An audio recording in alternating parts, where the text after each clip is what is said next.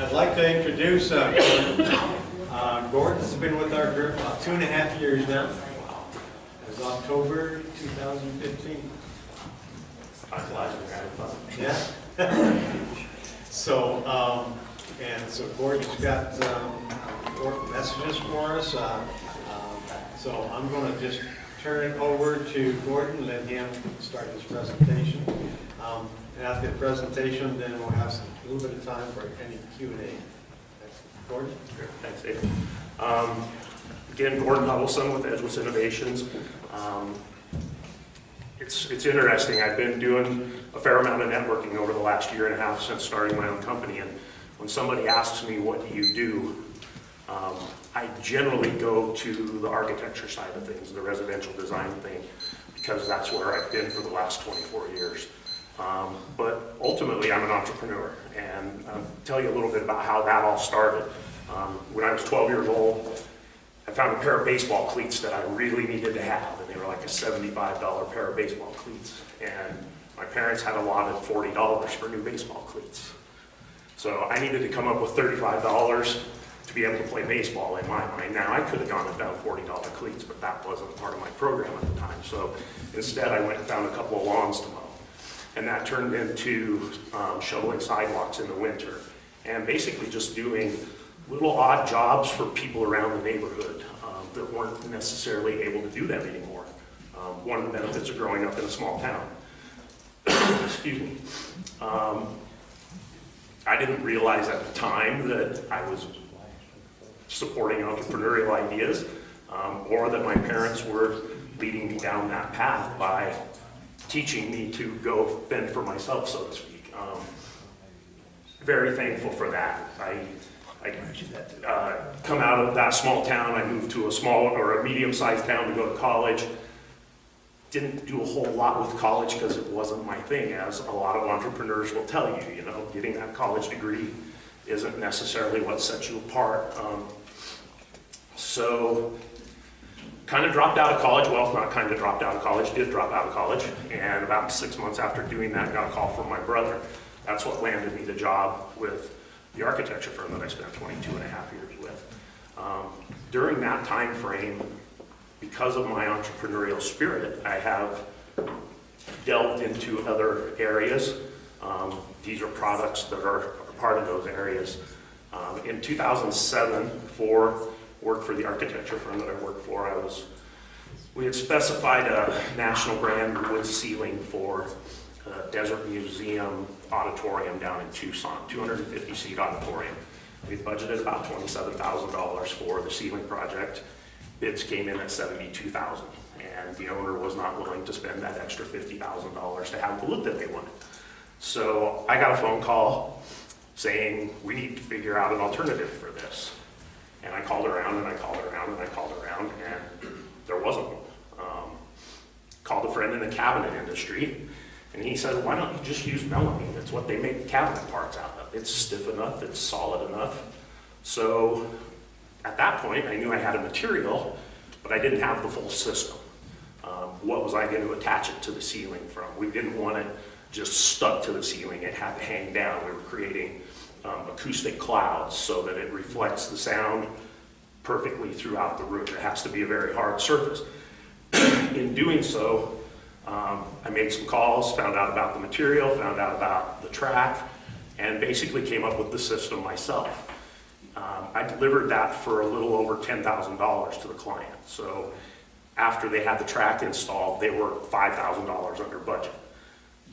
That made me think that I'm probably a viable product at this point. You know, not everybody wants to pay $20 a square foot for the national brand when I can offer relatively the same thing at $6 a square foot.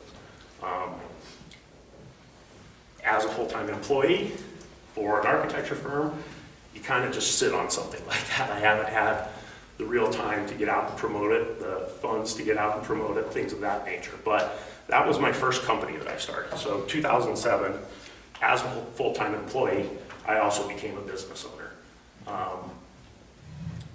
I was really super excited that, hey, I have my own business, you know, even though it was a few $100s to get it started.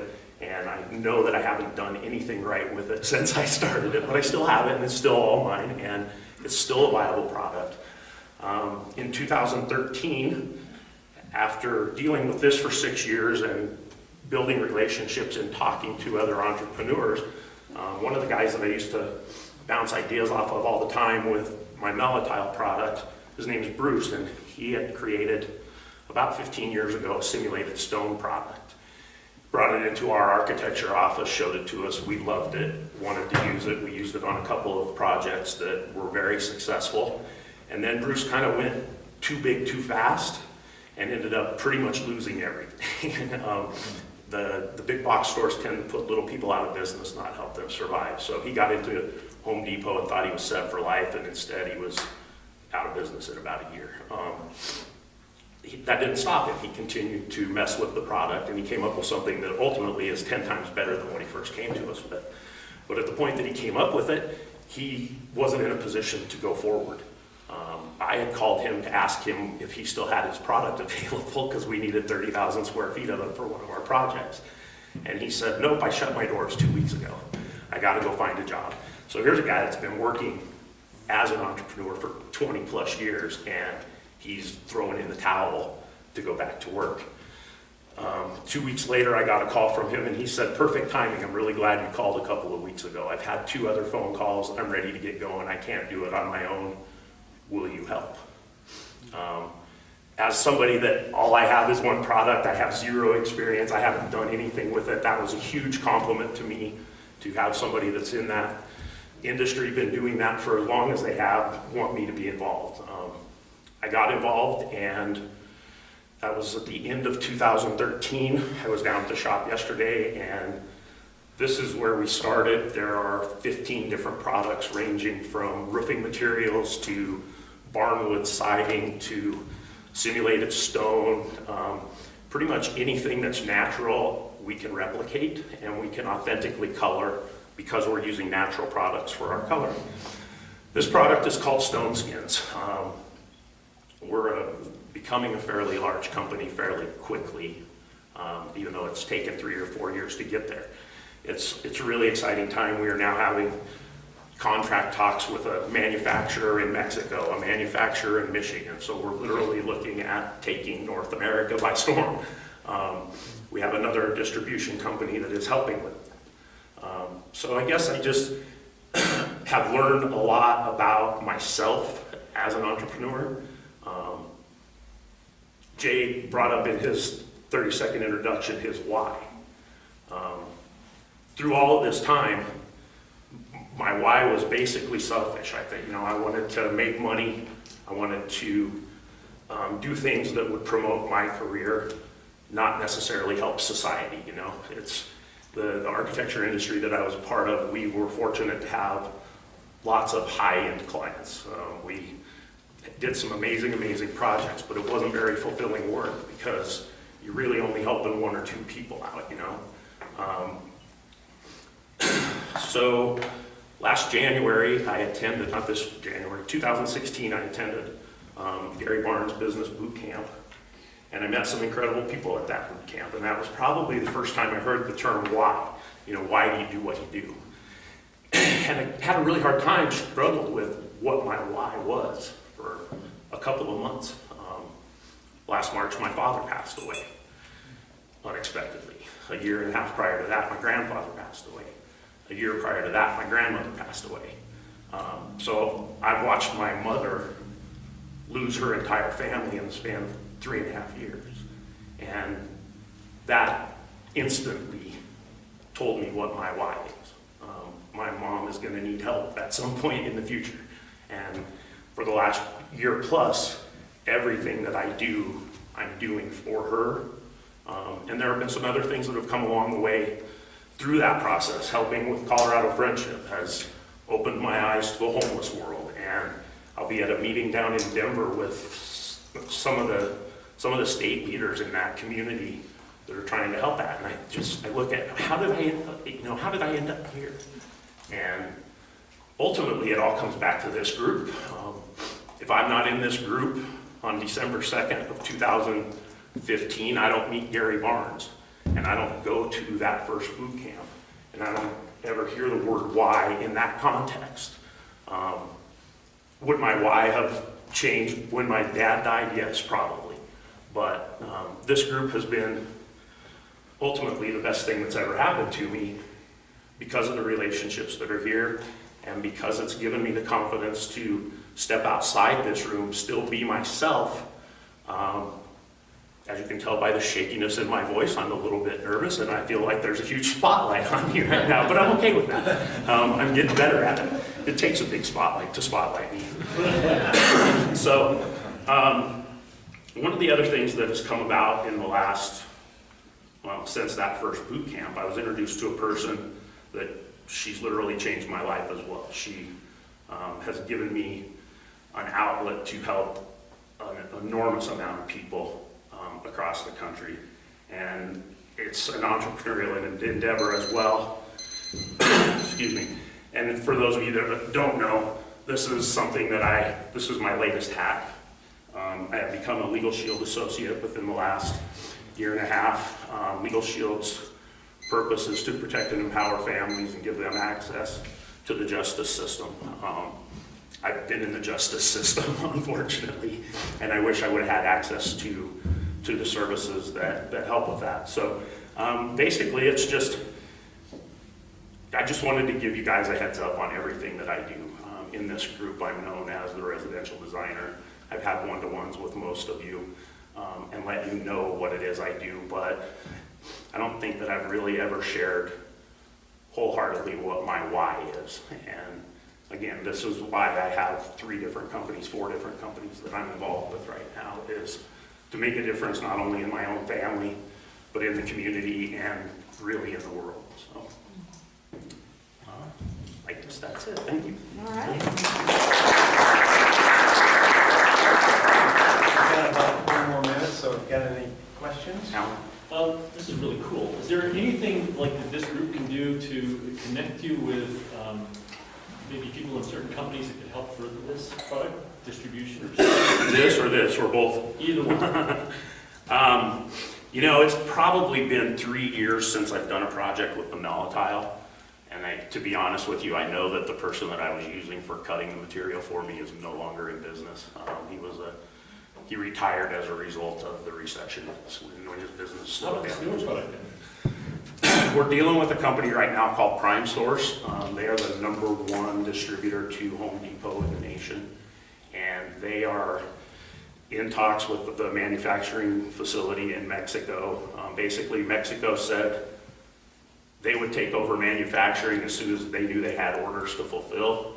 And we weren't able to provide that. Prime Source has come in and said, we're ready to roll you out in 100 Home Depots, and that'll just be the tip of the iceberg. Everything will steamroll from there. So we have dumb lucked into, or not dumb lucked into, there's been a lot of spaghetti thrown at walls to see what would stick, and luckily they have stuck. Again, through looking for adhesive products, basically what the StoneSkinz product is it's a sandstone surface and then rhino lining, truck bed liner is the backing. So it's literally indestructible. If you were to do that with real stone, it would be trash. That piece of stone would have to be replaced. So we've got Class A fire rating on it. So with the roofing material, we will be able to offer the first lifetime transferable warranty on a roof in the roofing industry. Oh, wow. Wow. And that's just huge. Everything else is kind of falling in line otherwise, but the roofing is what has us the most excited about it. We've replicated real slate, and we've replicated cedar shakes. And in a market like this where cedar shakes are not allowed in any way, shape, or form, our product is just through the roof exciting for me. So, Great. Rob? The piece about LegalShield where it wouldn't be a conflict, but in this group, is the piece that I'm interested in with you that you didn't even mention that I think everybody would be interested in, which is, maybe you want to just 2 minutes on that. About 4 years ago, LegalShield brought on a partner, and the company's name is Kroll, K-R-O-L-L, and they're the largest, most intense private investigative firm in the world. presence in 27 different countries when the United States government was trying to find out where, big blank, who was the guy that ran Iraq? Osama bin Laden. When they were trying to find Saddam's money, they sent Kroll in to find it. They didn't send the SEALs in. The SEALs may have gone in and taken it, but Kroll was the one that did the investigation to figure out where everything was. Most people have heard of LifeLock. LifeLock has been sued 2 or 3 times recently by the FTC for offering things that they don't really back up. Their $1 million guarantee says you spend what you need to spend out of your pocket to clear your name, we'll reimburse you after the fact. So you better have $1 million to clear your name in an identity theft case. Otherwise, you're SOL. You know, with ID Shield, it's as long as it takes, as much as it takes to take you back to where you were before anything happened with your identity, up to $5 million. That's nothing out of pocket. That's them spending the $5 million to get you there. Not very often is it going to take that long. One of the things that's been interesting about that is that I get a lot of people that say, I just threw my train of thought. You get a lot of people that say, well, my credit cards are covered, my bank got, you know, I'm free and clear. What people don't understand is that only 13% of identity theft is financial identity theft. Driver's license theft at this point is becoming huge. People are being arrested for crimes they didn't commit. You know, one guy that had 6 warrants in 6 different states because a gentleman had stolen his driver's license information, put his own picture on it, and was going out and test driving used cars and not returning them. And he found that out at 10 o'clock at night in the middle of New Mexico as he was being arrested and put in the back of a state trooper's car. So within an hour and a half after being put in that state trooper's car, he was released, and Kroll was looking for the guy that was using his identity. And within 10 days, had that person found and in jail. So it's a pretty powerful service. It's $20 a month for your entire family. Just an incredible, incredible opportunity, I think. So. Okay, well, thank you, Gordon. If anybody has got any other questions.